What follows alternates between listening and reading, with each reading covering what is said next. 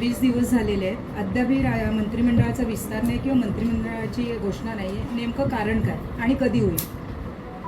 आधी पहिलं विश्व हिंदू परिषदेमार्फत रत्नागिरी जिल्ह्याच्या ठिकाणी रत्नागिरी येथे बांगलादेश येथे आपल्या हिंदू धर्मातील लोकांवर अल्पसंख्याक म्हणून जो काही अत्याचार होतो आहे त्याला वाचा फोडण्यासाठी विश्व हिंदू परिषदेनं रत्नागिरीमध्ये जे धरणे आंदोलन केलं होतं त्याचं पूर्ण समर्थन शिवसेना म्हणून आम्ही सगळ्यांनी केलं.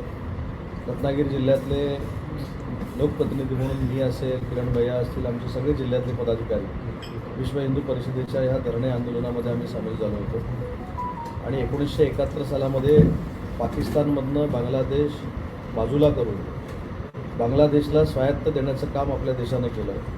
त्याच बांगलादेशामध्ये आज आपल्या भारतातील अल्पसंख्याकांवर अत्याचार होतो. याचा अर्थ हिंदू असतील, शेड्यूल कास्ट असतील, SC NT असतील, अल्पसंख्याक मुस्लिम असतील, या सगळ्यांवर अत्याचार करण्याचा जो प्रकार बांगलादेशमध्ये सुरू आहे तो तातडीनं थांबवावा आणि केंद्र सरकारनं त्याच्यामध्ये हस्तक्षेप करावा यासाठी विश्व हिंदू परिषदेनं आज आंदोलन केलेलं होतं आणि त्याच्यामध्ये आम्ही सगळे सामील झालो होतो.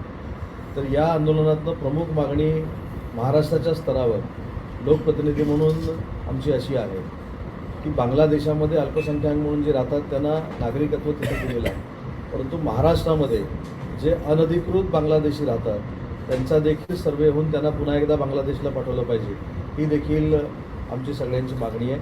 आणि म्हणून द्वेषापोटी बांगलादेशच्या सरकारनं काही करू नये ही या आंदोलनातनं आम्ही प्रमुख मागणी केलेली आहे.